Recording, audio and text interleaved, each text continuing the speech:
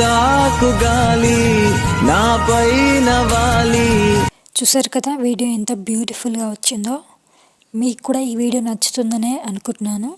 నచ్చితే డెఫినెట్గా ట్రై చేయండి అండ్ ఈ వీడియో లాస్ట్ వరకు చూసేయండి అండ్ వీడియోని అయితే లైక్ చేయండి, షేర్ చేయండి, మన ఛానల్ని అయితే సబ్స్క్రైబ్ చేసుకోండి.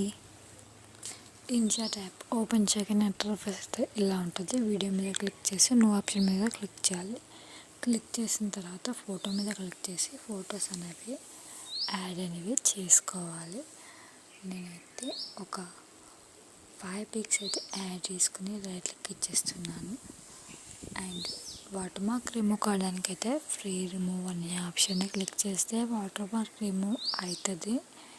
రిమూవ్ అయిన తర్వాతనైతే మనం ఫస్ట్లోకి వచ్చేసి 9:16లో పెట్టేసుకుంటే దానికి ముందు ఈ ఫొటోస్ని అయితే జూమ్ అనేది చేసుకోవాలి.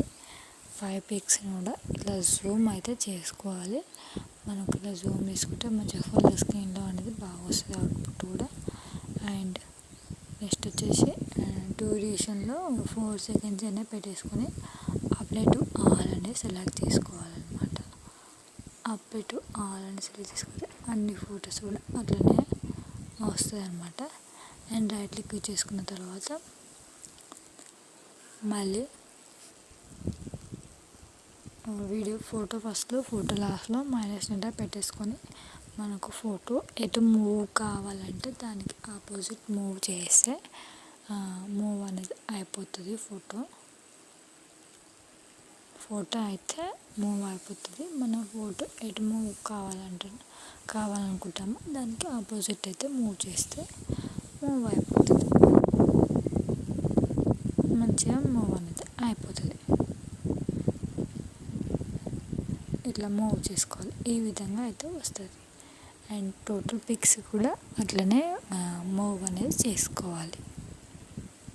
ఇలా ఫోటో ఫస్ట్లో ఫోటో లాస్ట్లో ఈ విధంగా మైనస్ని అయితే పెట్టేసుకొని మనకు ఫోటో ఎటు మూవ్ కావాలంటే దానికి ఆపోజిట్ మూవ్ చేస్తే మూవ్ అనేది అవుతుంది. ఇలా అయితే చేయాలన్నమాట. ఇలా చేస్తే ఆటోమేటిక్గా. అండ్ మళ్ళీ పిప్ అనే ఆప్షన్ క్లిక్ చేసి వీడియో మీద క్లిక్ చేసి